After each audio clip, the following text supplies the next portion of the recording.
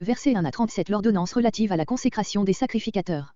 L'exécution des ordres donnés ici est racontée Lévitique 8. Nous en renvoyons l'explication aux notes données sur ce chapitre. Cette cérémonie paraît s'être renouvelée pour chaque grand sacrificateur entrant en charge, voire versé entre 29 et 30. Nous ignorons quel était celui qui remplissait plus tard le rôle que Moïse a rempli dans cette première consécration. Verset 38. Verset 38 à 46 le sacrifice perpétuel. Ce qui suit n'est point en rapport avec l'acte d'installation des sacrificateurs. Il s'agit au contraire d'un sacrifice quotidien.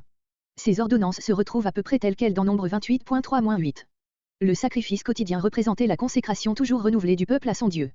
Il était offert 2 fois par jour, aussi le feu ne devait-il jamais s'éteindre sur l'autel, Lévitique 6.9. En même temps que ces sacrifices du matin et du soir, l'encens était offert sur l'autel d'or dans le lieu saint, Exode 30.7-8. Agneau d'un âne, voire à Exode 12.5 Nombre 28.3 ajoute, sans défaut, voire à Exode 12.5. Verset 39. Dans la soirée, voire à Exode 12.6. Verset 40. Tous les holocaustes en général devaient être accompagnés d'une offrande de farine et d'une libation de vin. Voir Nombre 15.4 et suivant. Un dixième d'épha. Ce dixième d'épha s'appelle un homère, voir Exode 16.36. L'épha valait d'après Joseph un peu moins de 40 litres, mais d'après les rabbins seulement 20 litres environ. Le 1 était la 6e partie de l'épha, il contenait donc un peu plus de 3 litres. D'huile vierge, voir à Exode 27.20. Ce sacrifice quotidien était le seul pour lequel on exigea expressément de l'huile vierge. L'offrande et la libation qui accompagnaient un sacrifice étaient plus ou moins considérables suivant l'animal qu'on immolait.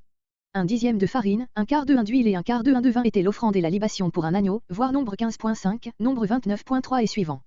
La première libation qui nous soit racontée dans l'Ancien Testament est celle de Jacob à Bethel, Genèse 35.14. Sur les libations, voir Nombre 15.5 et suivant. On ne sait pas au juste ce qu'on faisait de la libation. Le fait qu'il ait défendu, Exode 30.9, de répandre aucune libation sur l'autel des parfums, fait naturellement supposer qu'on la répandait sur l'autel des holocaustes. Nous ne savons comment elle s'accomplissait.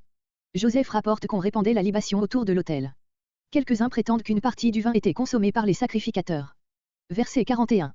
D'agréable odeur, voir à Genèse 8.21. Verset 42. À l'entrée de la tente d'assignation.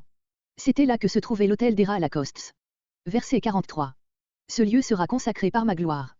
La gloire de l'Éternel est le signe visible et éclatant de sa présence. Le tabernacle fut consacré par elle quand la nuée le couvrit et que la présence de l'Éternel le remplit, voir Exode 40.34-35, comparé 1 Roi 8.10-14, 2 Chroniques 5.13-14, 2 Chroniques 7.12. Verset 45. J'habiterai au milieu des fils d'Israël, malgré leur souillure et leur indignité et en vertu de la consécration de cette demeure et du sacrifice perpétuel qui renouvellera journellement cette consécration.